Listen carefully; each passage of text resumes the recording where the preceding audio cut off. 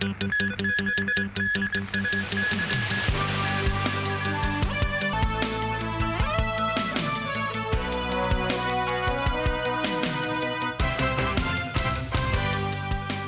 evening and thank you for joining us.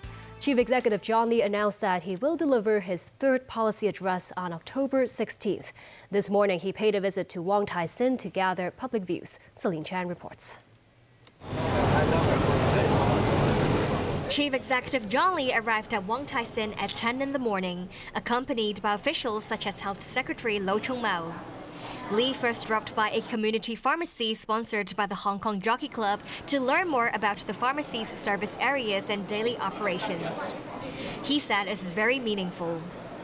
The CE interacted with citizens on his way to the Sick Yuen Chinese Medicine Services Center as some residents expressed their views. This man said the Tuen Ma MTR line was really convenient, but the tickets were a bit too expensive. John Lee then revisited the Wong Tai Sin District Health Center, which he unveiled in January. He said the government will work hard to provide more diverse medical services to citizens. With the Mid-Autumn Festival approaching, the city's leader rolled his sleeves up to make mooncakes together with residents. He then went to a local Chinese restaurant to enjoy lunch with a group of senior citizens. The 100 elderly who had lunch with the chief executive were attending a banquet held by the Wong Tai Sin District Celebration Committee. Lee was warmly welcomed once he stepped foot in the restaurant. In addition to requests for selfies, some residents expressed their views on the policy address. This lady hopes the CE can come up with measures that benefit the grassroots, even as the city pushes for IT development. Some residents said John Lee had a common touch and they are really pleased and honored to meet him. John Lee will deliver his policy address on October 16th. He said he'll continue to visit different districts to meet representatives from various sectors and listen to their opinions. Celine Chan, TVB News. Addressing troubles arising from the closure of Jim Chain Physical, Chief Executive John Lee said the government will assess whether it is the right time to legislate for a cooling down period for contracts. Meanwhile, the Federation of Trade Unions said it is handling more than 400 cases of unpaid salaries at Physical. The party said the cases involve $15 million. The FTU said around 500 instructors and 200 beauticians were among the 740 Physical employees. The party also said the Labor Department has received more than 600 employee claims, making it one of the largest labor dispute cases in recent years. Police Commissioner Raymond Siu today said the force will conduct a fair investigation of the harassment cases reported by journalists and their families. Siu was speaking after attending a passing out parade at Hong Kong Police College. Min Mo-Seng-Ai reports. The passing out parade for 29 probationary inspectors and 164 police constables was held at the Hong Kong Police College in Wong Chuk Hang this morning. Police Commissioner Raymond Siu was among the attendees. The ceremonial parade was inspected by Deputy Police Commissioner Gan Kai-yan. In a speech, Gan said he was proud to see the graduates preparing to safeguard their families and the country. Gan reminded the graduates that the meaning of evil can change with time and circumstances. For instance, it could mean those who endanger national security. Speaking to the media after the event, Raymond Siu said 2 reports were filed to the force by journalists and their family members alleging harassment.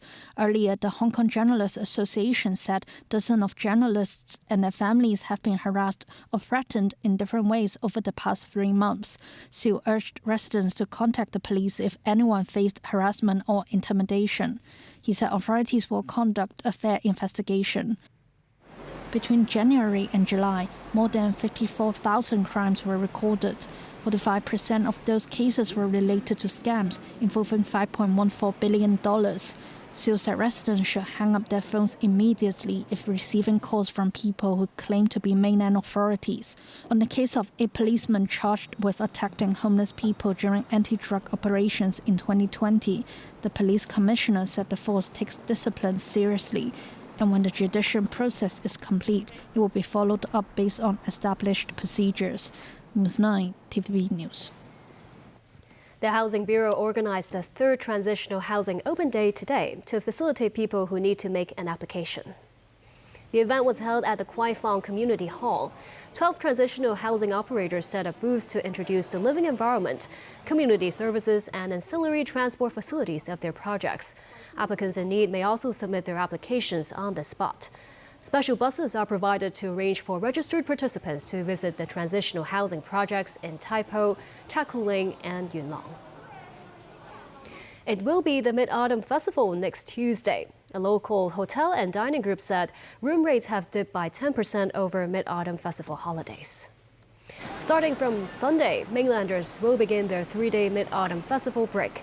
The Chief Operations Officer of Miramar Group, Alan Chan, said the company hopes to boost spending power in the city by reducing their hotel room prices.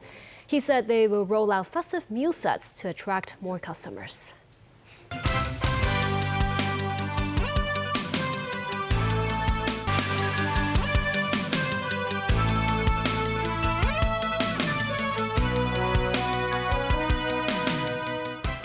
Welcome back. Shortly after completing his four-nation tour in the Asia-Pacific, Pope Francis declared China is a promise and a hope for the Catholic Church as he praised the country and says he hopes to visit. Francis was more critical of the two U.S. presidential candidates as he called the policies of both anti-life. The pontiff says Americans should choose the lesser of two evils. David Garrett reports. Joe Biden landing to the news that the Pope had criticised both his pick for the presidency, Kamala Harris, and rival Donald Trump. An observant Catholic, Biden met the Pope only weeks ago at the G7 summit and spoke of his admiration for the church's leader, saying how much his personal relationship with Francis has meant to him.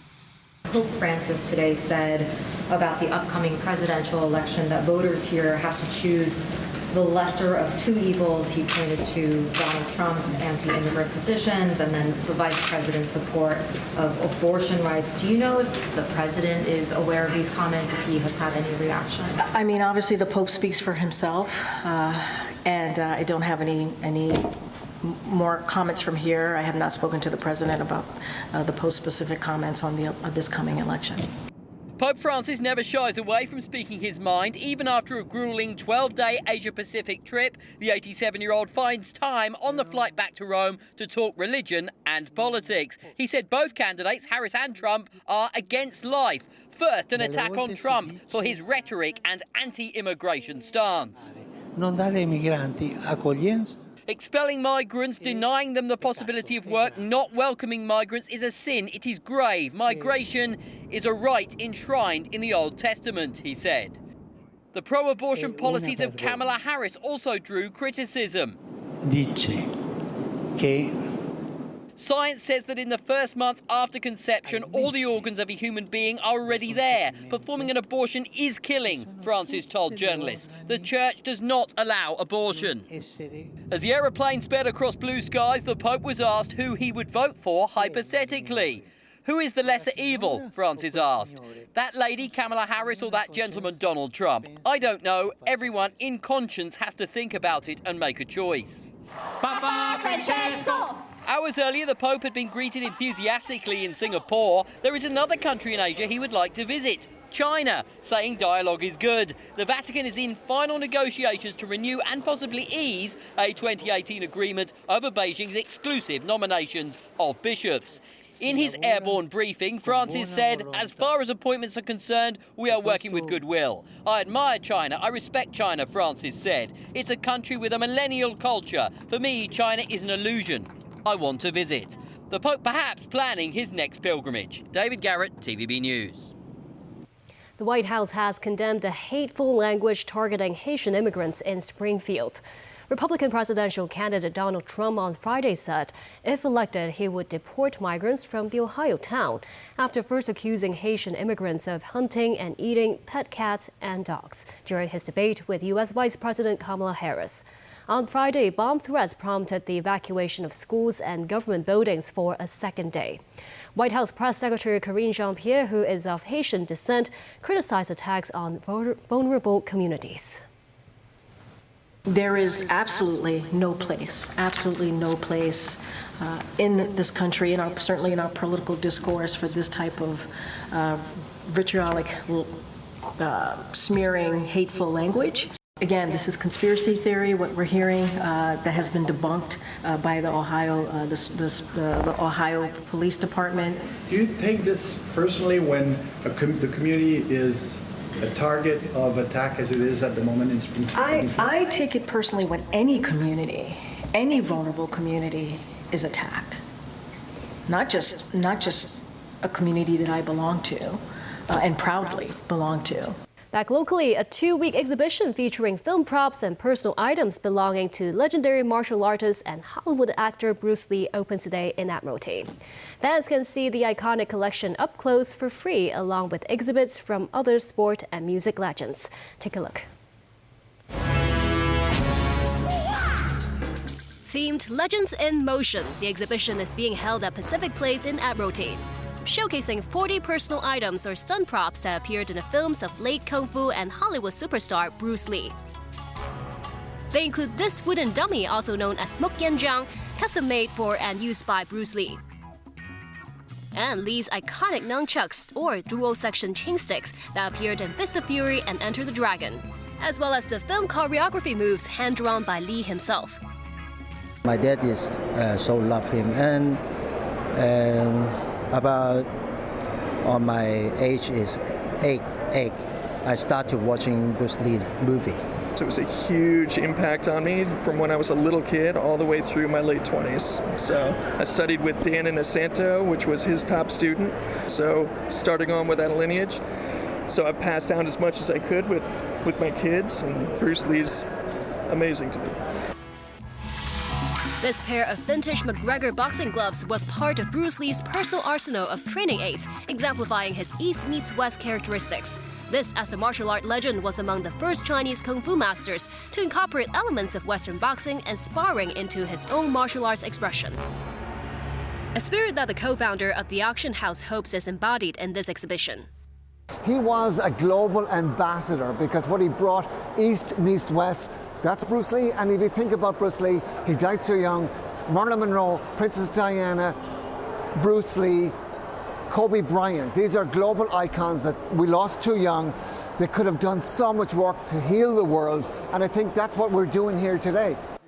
Other legends in motion items featured include King of Pop Michael Jackson with his iconic blue uniform jacket worn during his Thriller era, as well as a jersey worn by late Los Angeles Lakers basketball legend Kobe Bryant, and this jersey of LeBron James that marks LeBron's first appearance on the Sports Illustrated cover.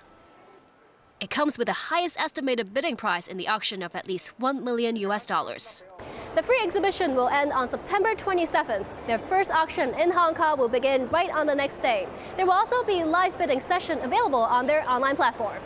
The one-of-a-kind memorabilia to commemorate the legacy of our one-of-a-kind legends. And that's the news tonight. Thank you for watching.